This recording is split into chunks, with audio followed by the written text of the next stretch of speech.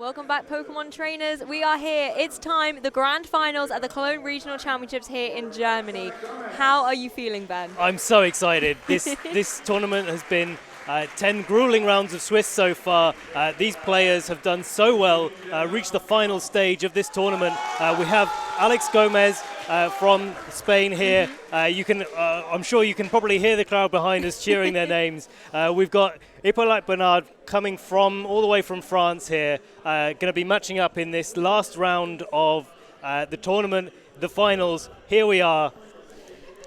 What are we going to see? Oh, it's going to be amazing. Well, there is a Shedinja on the team. Maybe we'll see that. But both of these players actually did face in Swiss. Alex Gómez was the victor of that game. But that's now been his top 4 and his final game where he's faced a previous opponent. He's got the knowledge, he's got the experience. But will he be victorious? Well, Alex, in the last round, as you said, did play that another player that you played in Swiss. Did make a slow victory there, going to all 3 games. I think slightly closer than it was in the Swiss rounds, where, if I remember rightly from the conversation I had with them before the game, it was a little bit of a whitewash there. Yeah, he said Alex destroyed me was what Andrea said. Yes, I think that was it. So hopefully we'll see a close game here. You always want a final to go to 3 games. You want it to be intense. Absolutely, and the hype's going to be there, I'm sure. We were actually chatting to the players just before they've sat down to play their games, and now they're getting all set up. Their match records for this tournament so far, Alex has got 20 games won so far, obviously winning 10 rounds of Swiss, to 4 games lost in the whole tournament. And Hippolyte has got quite similar, 20 games for 5. Exactly, it's that close between these 2 finalists. Amazing records, 20 wins each, and then just 1 loss, sort of separating them if you're looking at those kind of statistics. It's a really, really close final. They've both played phenomenally to get to this point. We've managed to showcase obviously them both on stream throughout their top COT journeys, and particularly Alex Gómez is no stranger to the stream screen, I should say. No, certainly not. And we've seen him in his was it top 8 that he played Eric Rios? Yes, I believe it was top 8, yes. Top 8, and what a way to come into the top 8 of the tournament, playing your friend and having to go through that. We saw him in an interview. He wasn't quite so happy about that, but obviously happy that he's made his way to the next stage of the tournament and again to the finals. He definitely wants to do well and win this as much for himself as for Eric, who he played previously. Exactly. There was a lot of great camaraderie between those 2 Spaniards when they played in top 8, and we know Eric is out there cheering for Alex in this final. Same with Hippolyte as well. He's got the whole French community here behind him cheering. We've seen a lot of things on social media as well for support for Hippolyte here in the finals, and particularly with that really quirky team choice, having that Shedinja. Often has a little bit of controversy, but he's managed to execute it perfectly so far. So well. We saw in one of the previous matches where, the game, I think it was a game 1, ended with 2 Xerneas on the field, and you're just sitting there thinking, how do you beat 2 Xerneas, and then the Shedinja appears, and it was like, that's so amazing. That's how. It was just brilliant. Just brilliant the way that he's played it and continued to play that in the whole way through the tournament. Whether he's taken Shedinja to every game, I don't think he probably has, but hey, he's got a solid team behind him, and clearly he's hitting the right buttons here. Yes, exactly, and I think the judges are just ready and waiting, seeing if it's time to jump into this finals. I know we're waiting in anticipation, and the players are probably waiting as well, so it won't be long until we set down for this grand final match between Alex and Hippolyte. Yeah, indeed.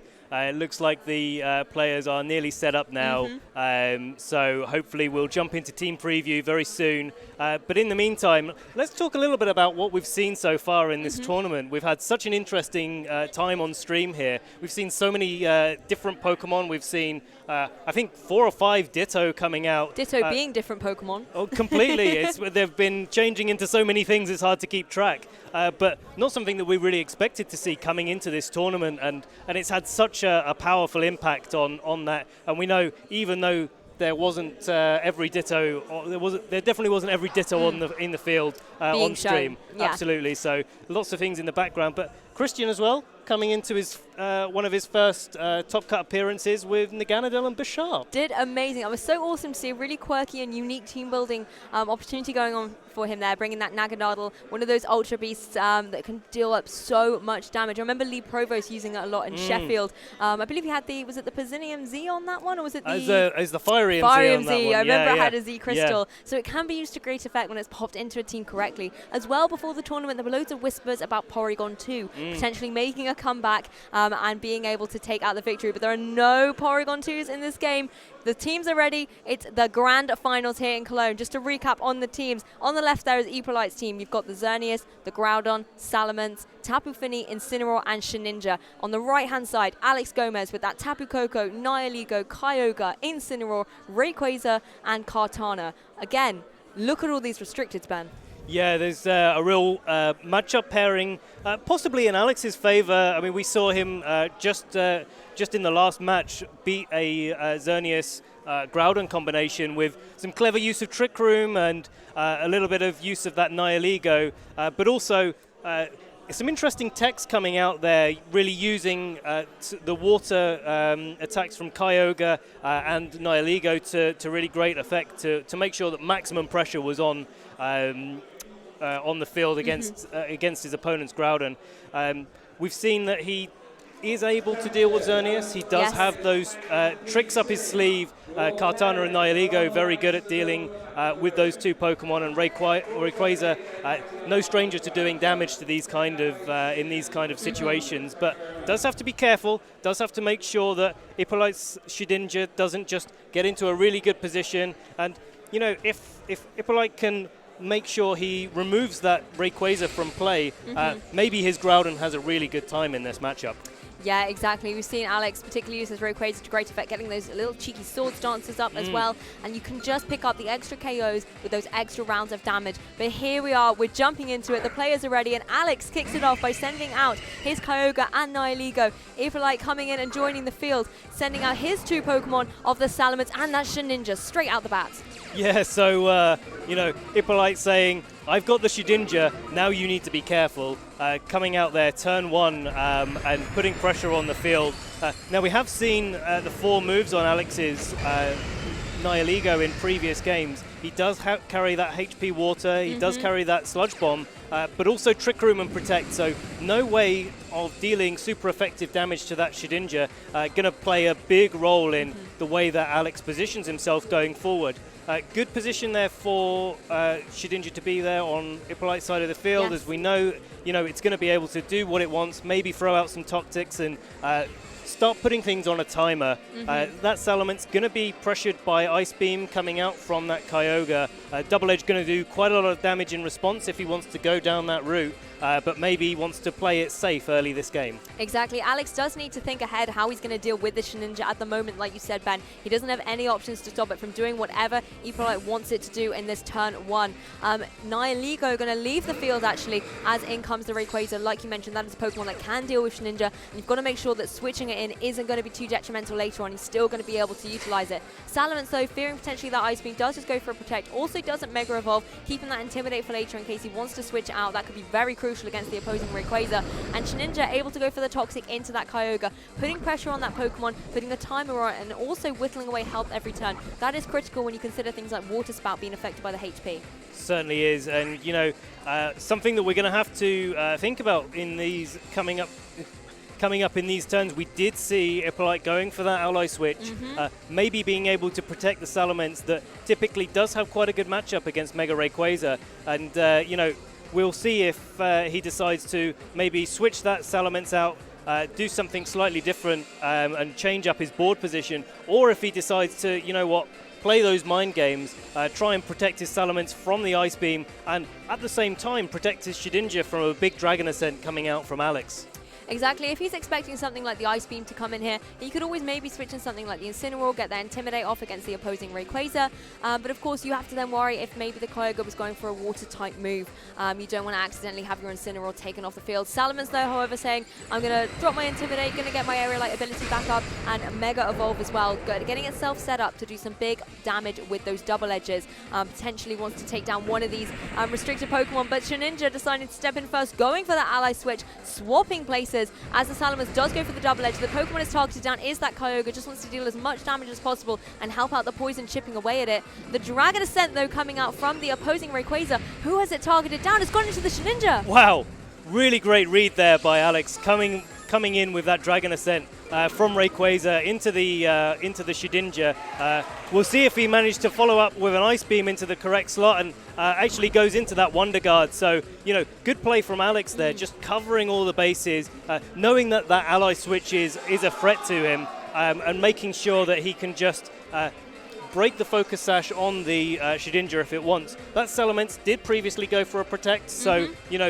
if he decided to switch it out, probably going to do some big damage into whatever Hippolyte decided to switch in there. So really good play there by Alex, but Hippolyte making sure that he got that double edge on the Kyogre, doing a lot of damage, and that poison counter so much more prevalent coming into the next turns with all of the damage that he's been able to put out onto the Kyogre. Exactly, and the damage on the poison will start stacking up as well the longer that Kyogre remains on the field. I love that play by Alex, just covering all of his angles and making sure that he's taken that Shedinja now into being one hit away from being removed from the field. He doesn't have to deal with that Focus Sash anymore, giving himself a slightly easier time at this stage. Goes for the Protect on the Rayquaza, though, knowing it is possibly one of the big targets here. Shadow Sheet coming out, though, going into that Kyogre. Hippolyte is really focusing down on this Pokemon just once it removes from the field, as well going for that Earthquake. Shedinja's not going to worry about it. Rayquaza's flying type, but the Kyogre here is going to be taking the brunt, and even though it is not a super effective move by any means, due to the HP, he's been able to remove that Kyogre from play. That is something that his Groudon is going to be happy about, but he still has to watch out for that Rayquaza and its weather type abilities. Yeah, the Nihilego switching potential, and Hippolyte really just covering those bases. Knew that the Rayquaza wasn't so much of a threat, maybe would be less inclined to go for an attack that turn. We have seen it use Swords Dance in previous rounds, so maybe Hippolyte deciding that that was the likely thing to happen. Just making sure that he could cover the switches from Alex's side, the options that he had available, make sure that the Earthquake was enough to pick up the KO on that Kyogre in combination with the Shadow Sneak. And as you said, Lou, the Groudon's looking like it's going to do some work in the rest of this game now that there isn't the threat of the heavy rain coming on the field. Exactly, Nihilego rejoins the team here for Alex as well. And that's one thing Alex also has to bear in mind. Hippolyte has not revealed his other two Pokemon as of yet. And if that Xerneas is in the back, which very likely it is, he's got to make sure that he's got a way of countering it. The Nihilego with that Sludge type attack, the Sludge Bomb, poison type attack. There we go. Being able to deal out a big amount of damage, but as well, Rayquaza, we saw him use it before, getting those Swords Dances up, dealing some damage with something like a Dragon Ascent while it's still got the speed advantage, can be critical to removing that Pokemon from play. However, the Shedinja still being on the field is still a focus. It is a focus, and we've got to come back to this item on the Nihilego. This is the only Pokemon left on Alex's side of the field that can dish out the water type attacks. Yes. So it's going to be a big focus for Hippolyte to make sure that his Groudon is secure, but he's also got to make sure that he doesn't let that Rayquaza that's now Mega Evolved on Alex's side of the field, doesn't give enough time to Swords Dance up and just run through the rest of his team. Exactly, going for the Protect here on his Nihilego, knowing it is going to be key, and he doesn't want to get that Focus Sash broken either. It's going to be, I believe that was the double edge coming from Salamence, going into the Protect of the Nihilego, followed up by a target there from the, I think it was was it Earthquake there coming out? Earthquake coming out from the Mega Salamence, yeah. Yes, so that would have attacked anything that Hippolyte maybe wanted to switch in, but to no avail in this particular situation. Going to be the Dragon Ascent, though, from that Rayquaza, going into the Shedinja, removing it from play. That's a big relief for Alex. He no longer has to play around and make sure that he keeps Pokemon that can attack it safe. Yeah, he's done really well here to just make sure that Shedinja comes off the field. Doesn't have to worry about it, exactly as you say, and now can really take stock of what's left on Hippolyte's side of the field. We see the Groudon come out here and Primal Revert into Primal Groudon and set up that Desolate Land. But at this stage in the game, he's really got to be careful about how he plays his Nihilego for that Groudon on Hippolyte's side of the field. And also how he makes sure that he has enough resources to deal with a potential Xerneas in the back. Not a Pokemon that tends to get left on the bench in most of these games, being so powerful with that Geomancy that we've seen so many times before. So you know, Hippolyte's got a little bit of work. Alex has made sure he's brought his position forward, but equally, you know, this is going to come down to the wire. It certainly is. At least at the minute with the sun in the sky, Groudon doesn't have to worry about any hit-up power water going on. Rayquaza's on the field. It would need to switch out to reset their ability. But as well from Hippolyte's side of the field, that Nihilego still has its focus sash intact, so even if you do go for Oppressive Spades at this stage, it's still going to be on the field. You're going to have to come up with some way to double into it using your Salamence to be able to pick up the KO. Double Edge, definitely the right move. You don't want to be going for an Earthquake when you've got your Groudon partnered on the field next to you. Does a good chunk of damage despite not being very effective. If Precipice Blades is able to connect, it will be able to pick up the KO. First of all, though, Salamence got to hang on from this Sludge Bomb coming out as the Rayquaza does what we've seen it do best this tournament from Alex and going for a Swords Dance. Just getting herself prepared in case that Xerneas is in the back. But a roar! Oh my wow. God. Yeah, so if you want to stop a Rayquaza Swords Dancing, there is one way to do it. That's a way to get it off the field.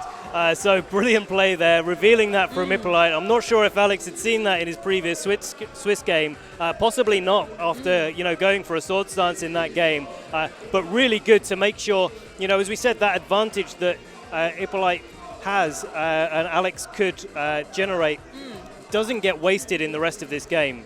I absolutely love that play from him. It would have been easy to just go for the Precipice Blades or anything to try and remove that Nihilego from play if you've got your Xerneas in the back. But another thing you had to contend with was, of course, as we said, getting that Rayquaza to stop its Swords Dancing up so that it's getting all those attack boosts. That also will have given the Rayquaza a lot of help against the rest of Hippolyte's Pokemon if it's got +2 attack. So roaring it out was just amazing. It is now back on the field, though, from Alex. Yeah, setting up this Delta Stream, possibly going to be seeing a HP Water coming out here from the Nihilego. But, you know, we've got Salamence on Hippolyte's side of the field. You know, it's going to be setting up Tailwind this turn, but maybe Alex not wanting to reveal that hidden power, but actually going for it instead into the Groudon. Is it going to be enough?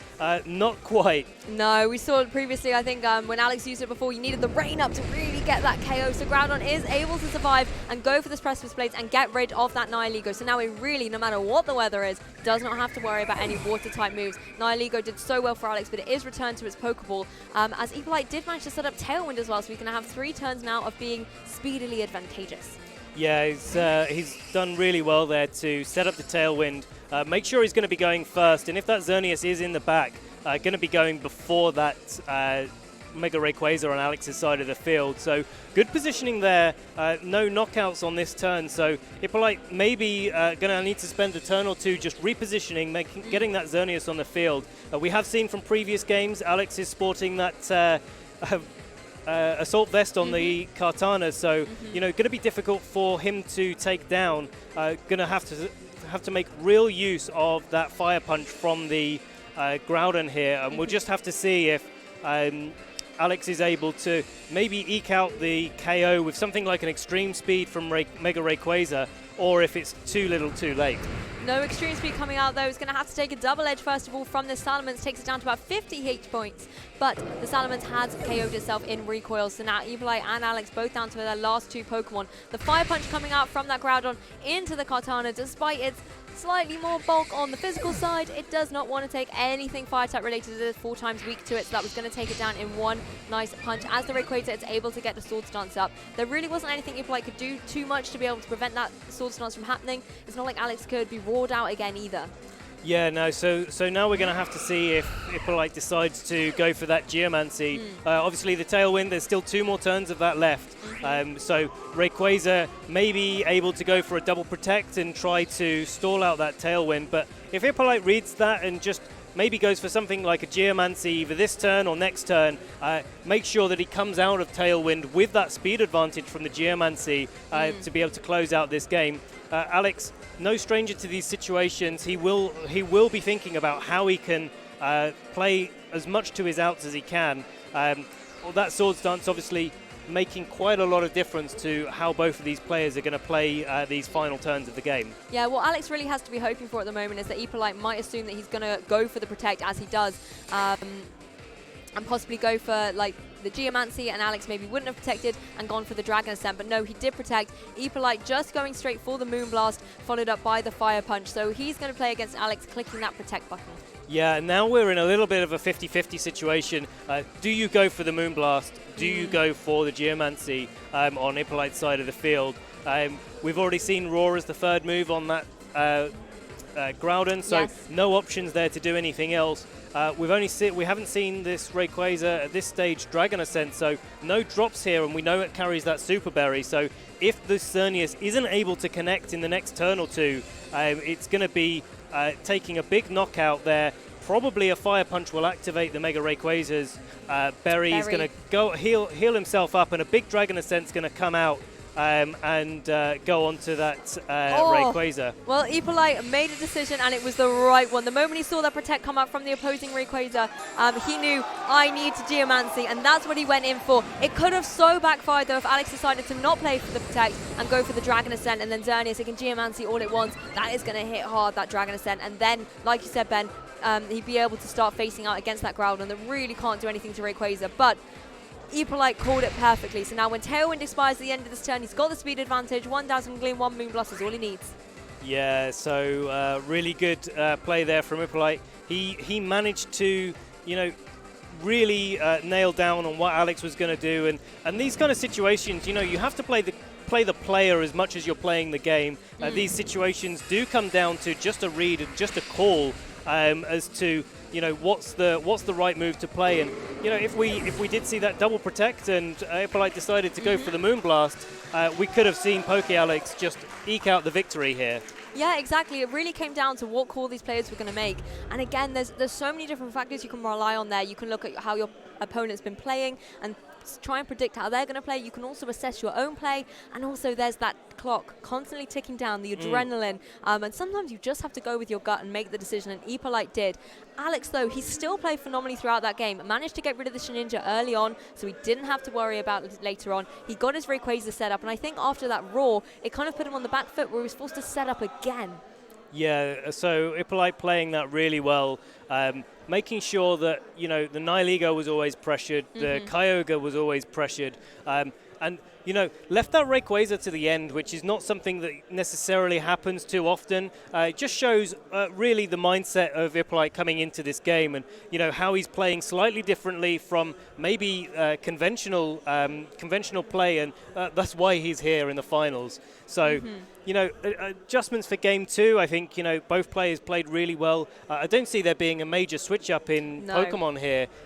Just need to maybe make those calls slightly differently, and just maybe Alex needs to go a little bit more on the defense, on the offensive, instead of letting something like that Roar stop his Swords Dances. And we know that Alex can very easily switch it up and go on the high offensive game, like we saw him in his top 4 game in that game 3 coming up, picking 2 clean KOs straight out the bat. But here we are, game 2, grand finals. It's Incineroar and Nihilego for Alex Gómez, and on Hippolyte's side, it's going to be the Xerneas and the Salamence. Yeah, both trainers deciding to switch things up now, a little bit more Intimidate on the field, and we see that Incineroar making an appearance on Alex's side of the field. So good adjustment there, going to be able to stop either a Tailwind potentially from Salamence or Geomancy from Xerneas, and Nihilego still pressuring that Nihilego still pressuring that Xerneas really hard. So good position for Alex in turn 1, but turn 2, when that fake out's off the field, we have seen Salamence going for that Mega, going for that Earthquake, and he always has the option of switching that Xerneas back out into Shedinja and just going for an Earthquake. Super effective on both targets there. Maybe just taking some early damage and seeing how he can utilize that going forward. Exactly, the Nihilego here obviously is applying a lot of pressure, and you also have to remember it's got access to that Trick Room. May not be the best situation from here, but if he wants to get something up like the Geomancy, he'd have to double target into it. We know that Hippolyte liked having the Tailwind, he liked having a bit of speed, but instead, we said, Alex, you might want to go on the offensive a little bit more. Goes for a Sludge Bomb, gets the little poison as well, and stops that Salamence from going for any damage. Going for the Dazzling Gleam here, it's going to do a good amount of chip to the opposing Incineroar, but most crucially, has broken the Focus Sash onto that Nihilego, so if Salamence wants to go for something like the Earthquake in the next turn, it could very well pick up the KO. Yeah, this is putting a lot of pressure on the way that Alex can pressure the Shedinja that's probably in the back for Hippolyte in this game. breaking that focus sash, as you said, Lou, is fantastic and really does put him on the front foot here. We know that Salamence, as we said, has that Earthquake, so he's definitely got potential here to take a knockout on to one of Alex's Pokemon, potentially doing some real damage to Incineroar in the process, something that we like to see, but because, you know, Incineroar's coming in and out all of the time and taking a little bit of damage and a little bit of damage. So, you know, good position there. He had to take a lot of damage on his Xerneas for his troubles, though. Taking that poison's not so good for him going into the next few turns. Of course, and even despite the poison, having his health that low means that Alex will be able to pick up a KO against it easily later on in the game and then help his Rayquaza out. Shedinja, though, jumping onto the field in place of that Salamence as the Xerneas goes straight for a Moonblast. Just wants to deal out some damage here going into that Incineroar. Incineroar, though, going into the Shedinja that switched in. It wanted to jump off the field. We all know how Incineroar likes to switch in and out of its Pokeball, but it has been stopped from doing that by Shedinja.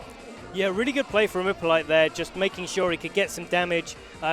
Predicted that the Nihilego on Alex's side of the field wasn't going to be attacking this turn scared of that Earthquake. So, you know, good way to capitalize on the position there. Switches in the Shedinja and blocking the U-turn really makes sure that Alex isn't going to be able to reposition in the way that we've seen so much in this tournament and so much in this format. And he's not going to be able to, you know, move himself forward in the game where, you know, Hippolyte has actually changed his board position. Exactly, and I wonder what Pokemon he would have U-turned into. It could easily have changed up the board state for him here.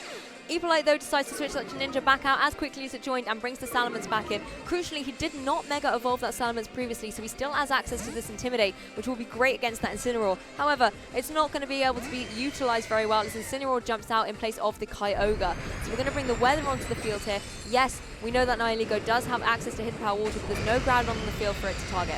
No, there's not, and, you know, this...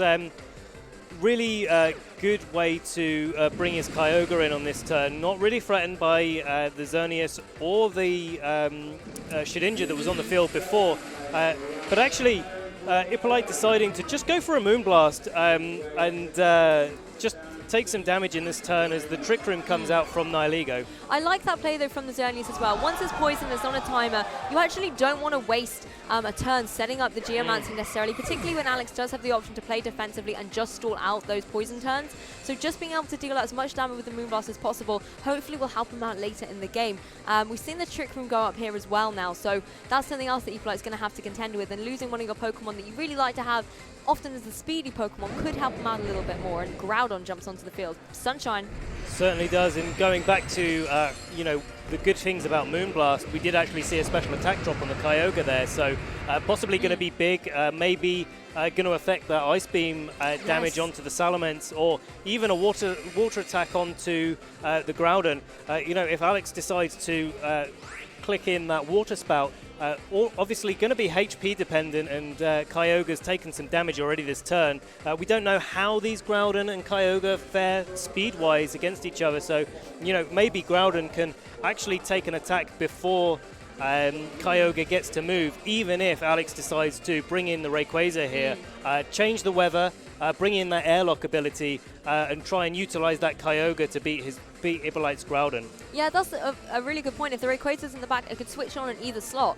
You could come in for the Kyogre and then go for the Hidden Power Water. We know it won't KO, but it'll do some good damage. You are likely, however, going to be KO'd in return, though, that Nihilego having its Focus Sash broken.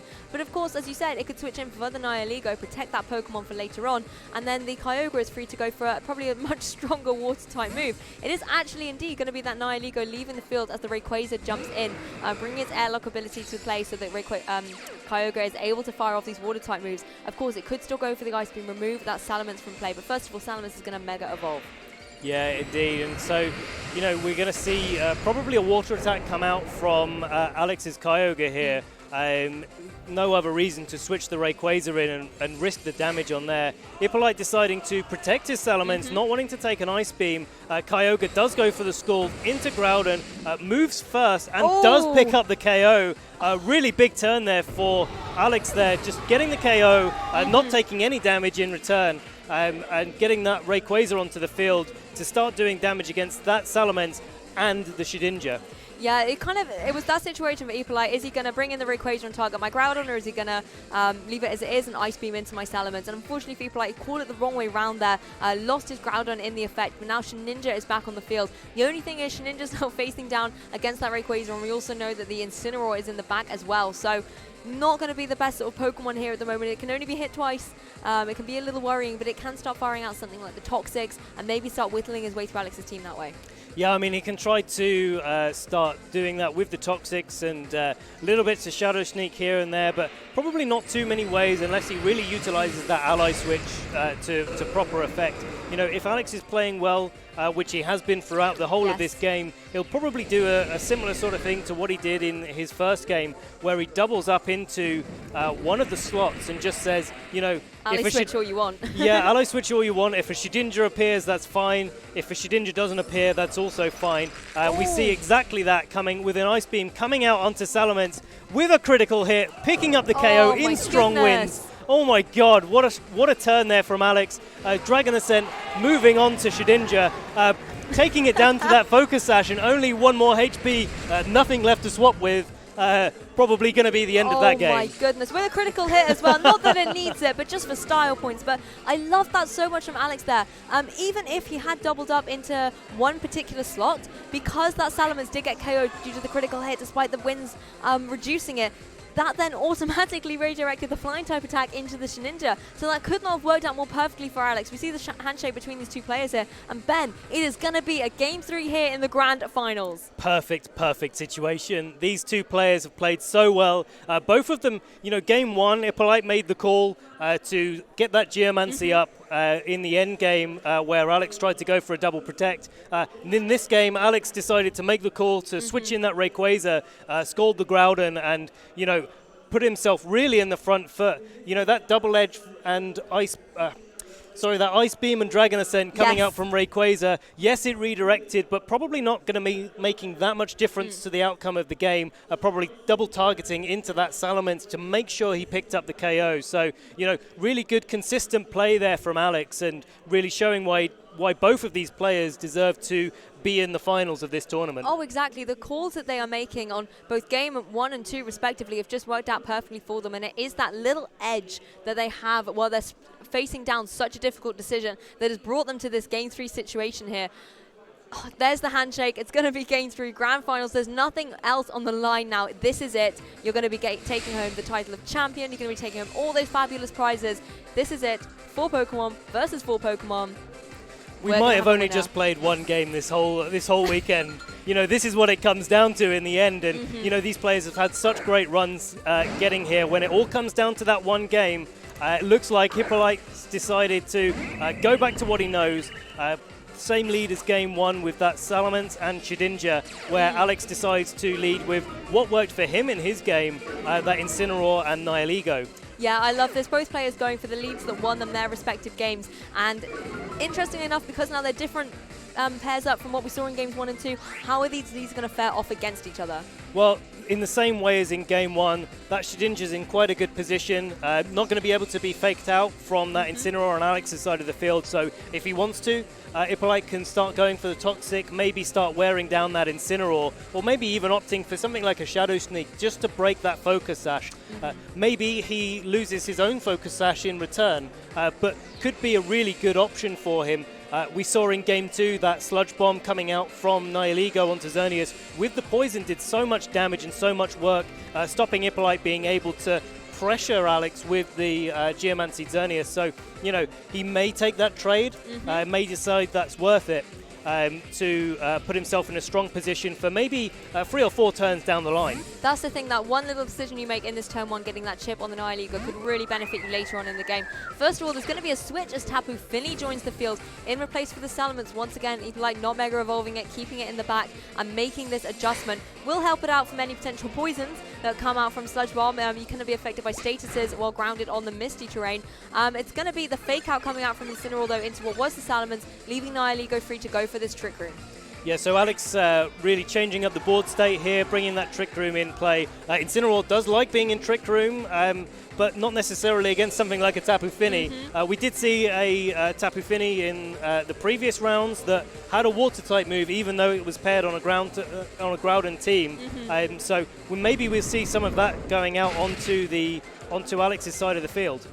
Well, it looks like the trade-off that you were talking about earlier, Ben, is happening here. The Shadow Sneak going off into the Nihilego, breaking the Focus Sash, as Incineroar goes for the Snarl, breaking the Focus Sash in return onto that Shedinja, leaving it exposed. If it takes another Snarl, it will be KO'd. Ooh. But Tapu Fini going for that soak play. Alex's hands are in his head at the moment, so this is an absolutely crazy turn, getting that soak on, meaning that's going to be affected by slightly less moves in this situation. The Sludge Bomb coming out from the Nihilego into that Tapu Fini as well, making it Procket's Berry. Yeah, so, wow, great turn from Hippolyte there. If Alex has decided, like he did in Game 1 and Game 2, to leave his Kartana at home, not going to be able to actually do any damage, and you can see Alex in the background shaking his head there. Hippolyte has had the Tapu Fini on the field, so he can't use that Toxic, and instead Shedinja just going for an ally switch on this turn, and a Nature's Madness coming out from the Tapu Fini into that Nihilego. Exactly, that Nihilego really having a hard time at the moment, but Shedinja expertly being able to avoid all of these different moves thanks to his Wonder Guard ability. That soak as well, just helping it out a little bit more going forward. What else can Alex do in this situation, Ben? Well, he may not be able to do anything.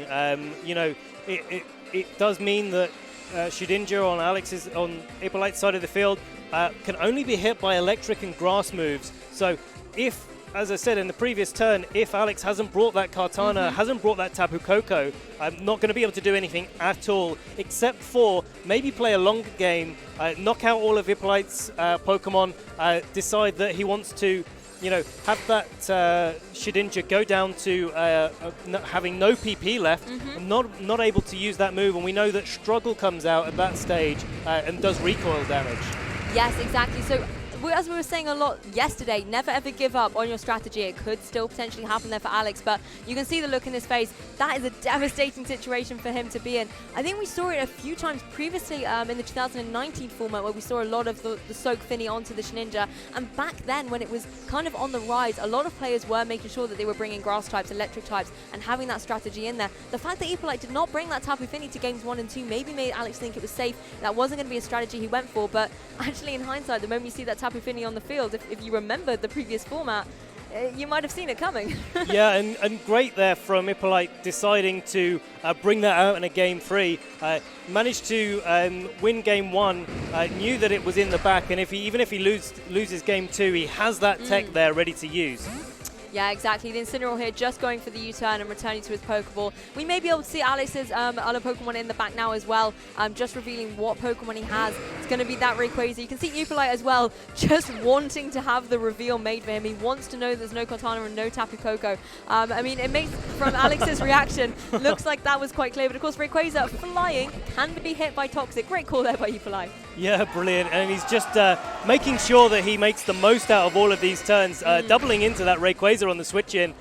One of the things that could really do a lot of work to all of the Pokemon on Hippolyte's side of the field. And as we said, that's definitely one of the options that Alex has, really wear down all of Hippolyte's Pokemon. We did see a move coming from that Shedinja into the from the Nihilego, into the Shedinja, actually going into the Wonder Guard. So, some of these Ally Switch mind games are coming into play, and, knowing that you don't have to actually press Ally Switch, as long as your opponent knows it's there, you can fall foul of it.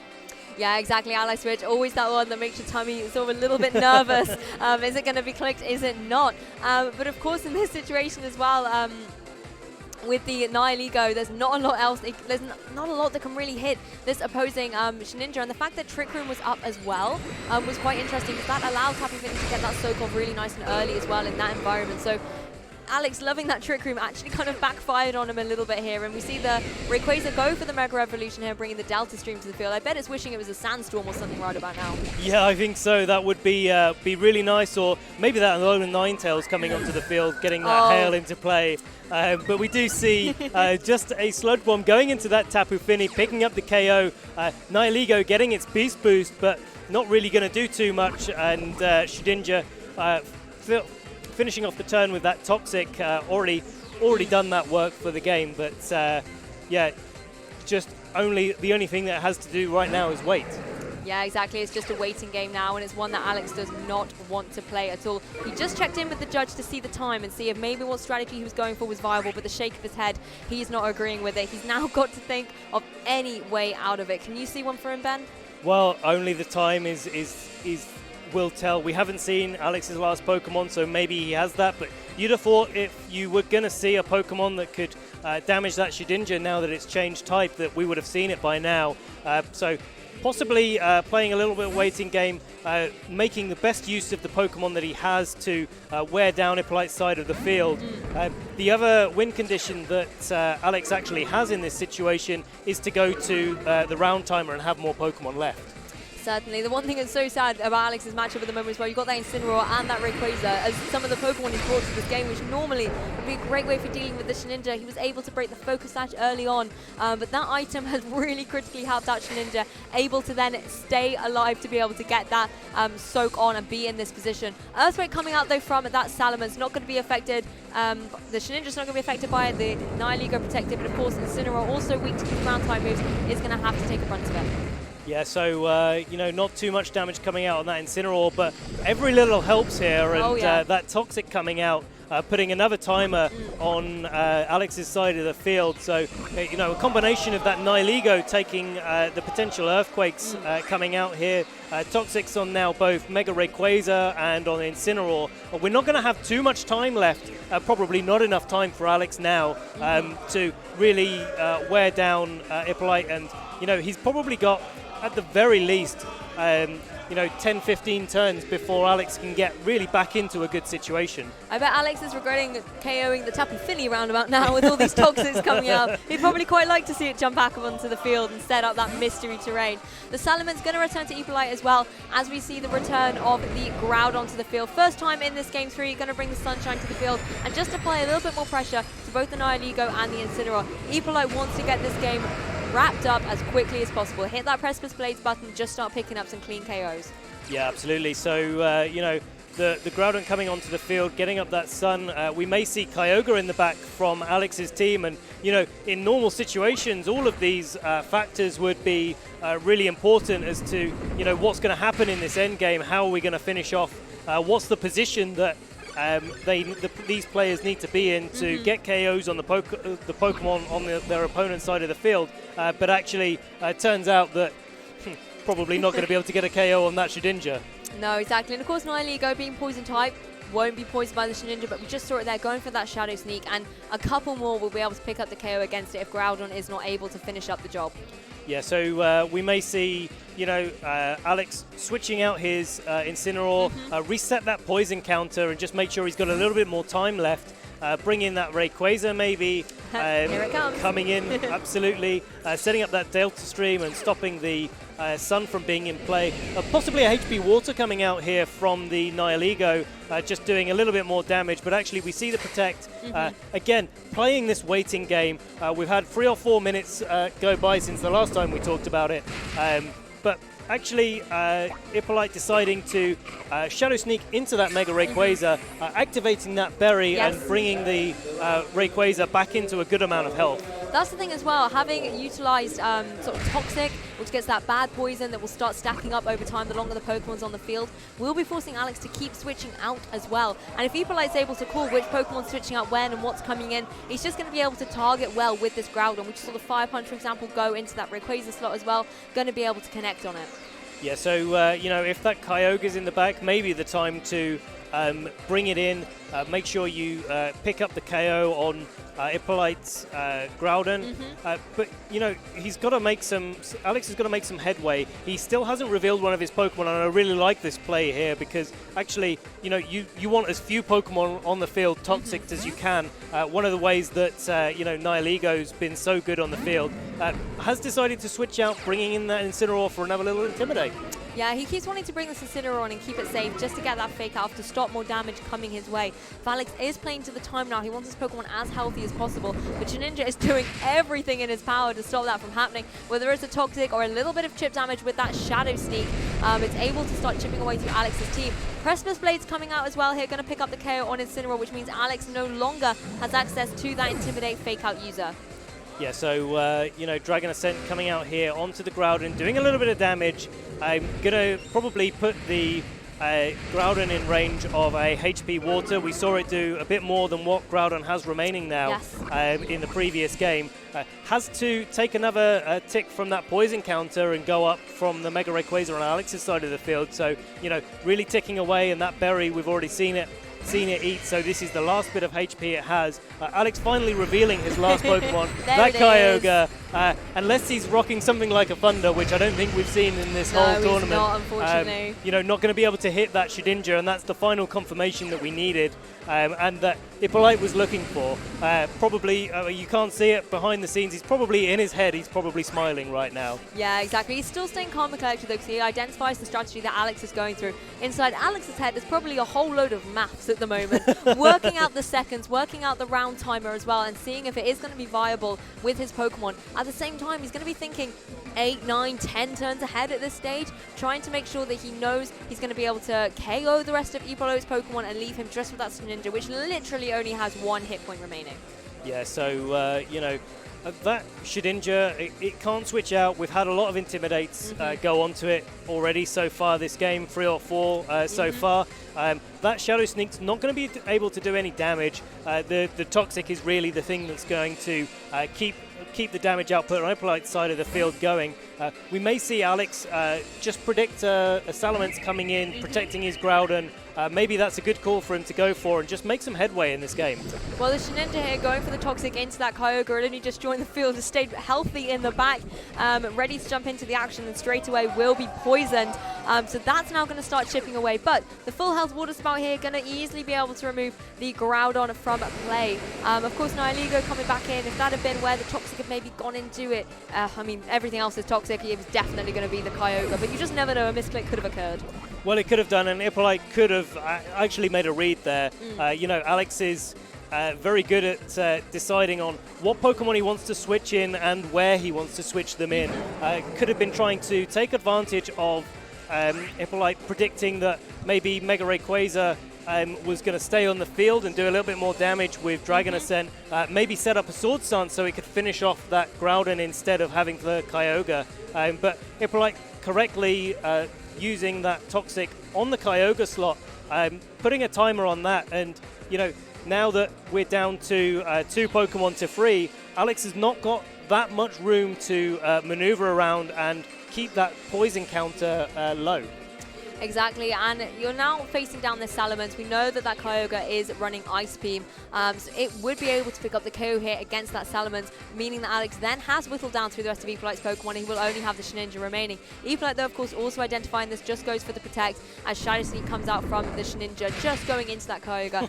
I mean, at this stage, I'm pretty sure the Salamence won't be able to hang around forever, but it may still be, now that Alex is down to these Pokemon here, he's going to have to keep switching out, otherwise they're going to be pinned in with the poison, and it'll then just be a case of time will tell.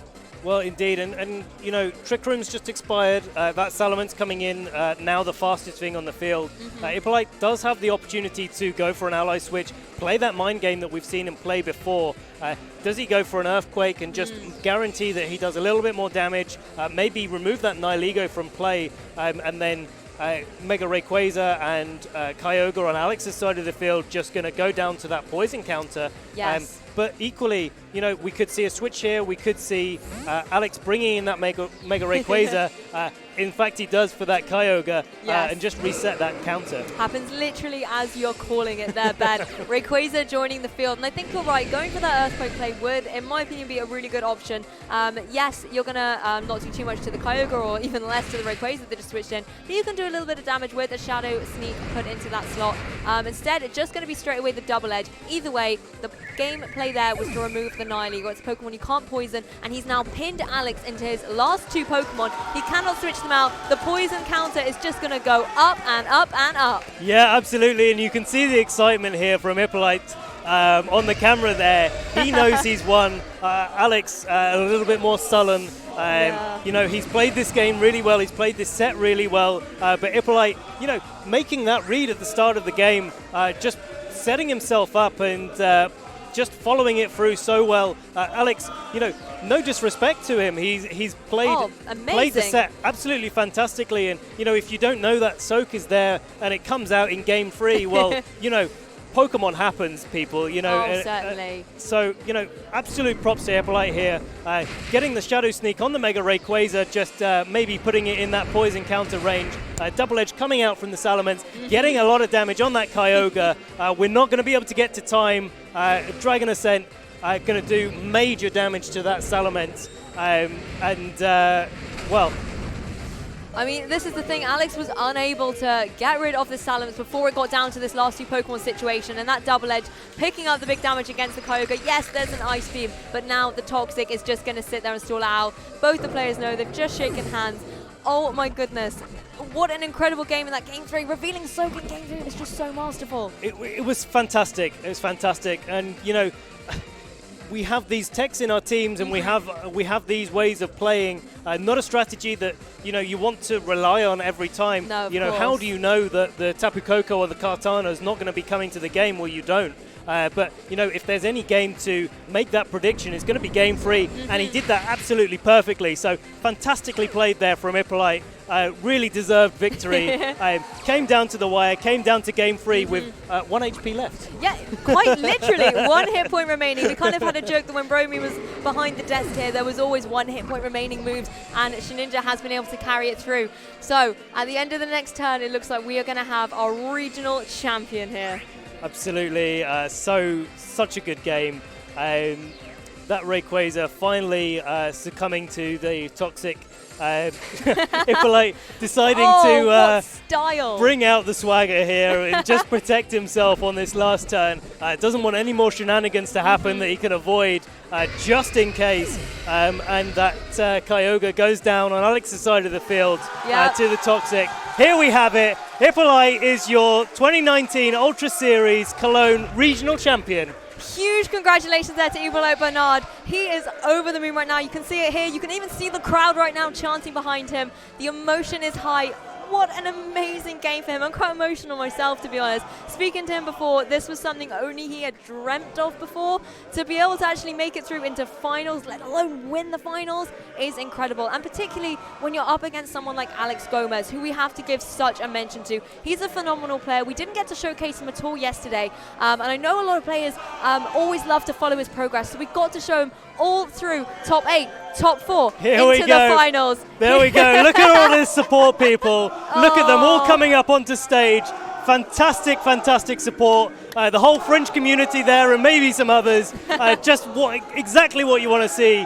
You know, these players, they train so hard. They spend so much time playing this game together. And to finally get that win at regional championships, absolutely fantastic. What a memory there for him as well. And I'm so glad we were able to capture that moment. Absolutely amazing. All the friends just wanted to come on stage and celebrate with him. Oh my goodness, what an amazing way to finish this regional championship. Your winner, Hippolyte Bernard, regional champion. Huge congratulations. We can see him cheering out over here, and I believe we'll be back really shortly with an interview. I believe Ben will be taking it. We're going to hear from your regional champion.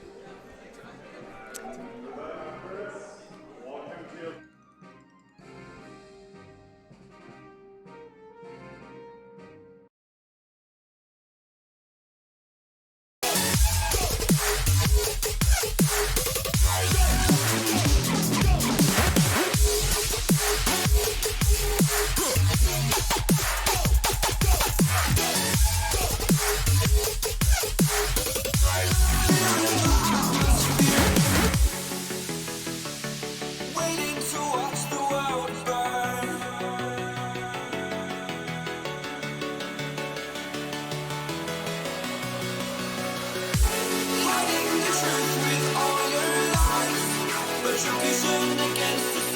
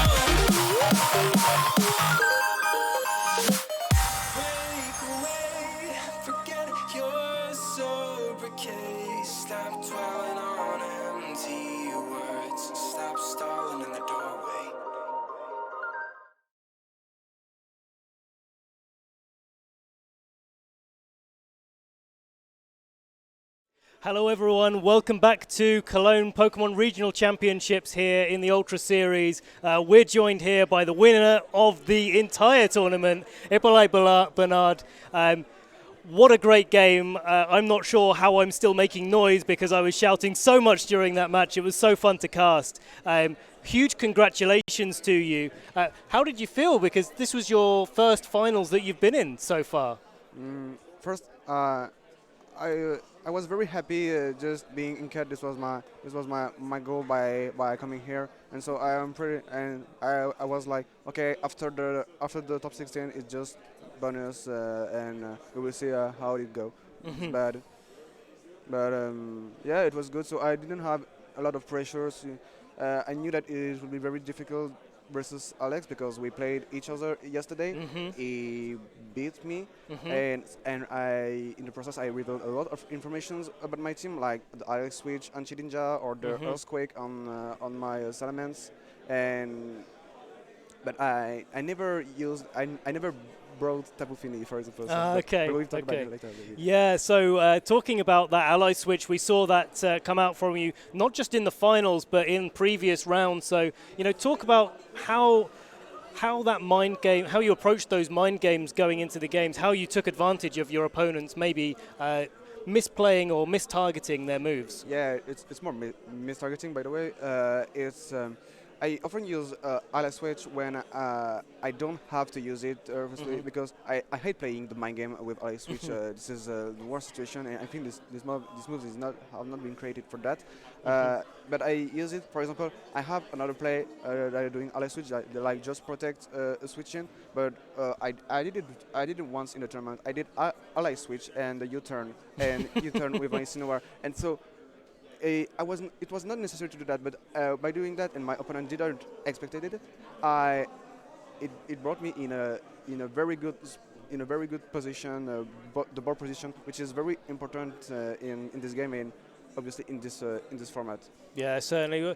Well, you do have to capitalize on your opponent making the wrong moves, and if you can play, put that fear, put that doubt in their minds as you're playing them, you can really capitalize on that. Clearly worked for you all the way through the tournament here, but.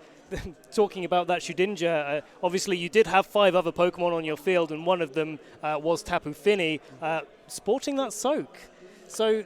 Tell me about that and how you made the decision to use that strategy in Game 3. Because I love strategies that require not to kill every Pokemon on the opponent. Like I used to play Perish teams in Ultra Format 2, and what I like is that you don't have to take all the KO. You just have to target the precise mount. So first. Either your Perish Sunsetter or here my Shedinja. And with Soak I have 2 typing possible, and it's not the threats are not the same then. So I have to be very carefully. That's why I went for Tapu Fini in Game 3 against Alex, because I saw that in Game 2 he didn't bring Tapu Koko or Katana is a big pain because it can hit the both form of Shedinja, because with Live Blade it can hit the Soak version, and with Knockoff it can KO the normal version. Yeah. But since he didn't took it in game 2, I banked totally on this strategy for Game 3, and it paid off.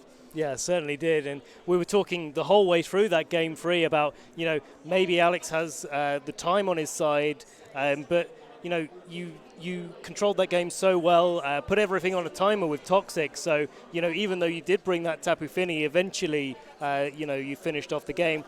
Fantastic play, really well done, and absolute congratulations. Now it's time to give you that all-important trophy. Here it is. Congratulations. Take that trophy, show it to everyone, and hopefully we will see you again at the next regional championships. See you at Nanterre. Everyone. Yeah. So that's it for us for this tournament. Thank you for everyone watching, and we'll see you at the next one.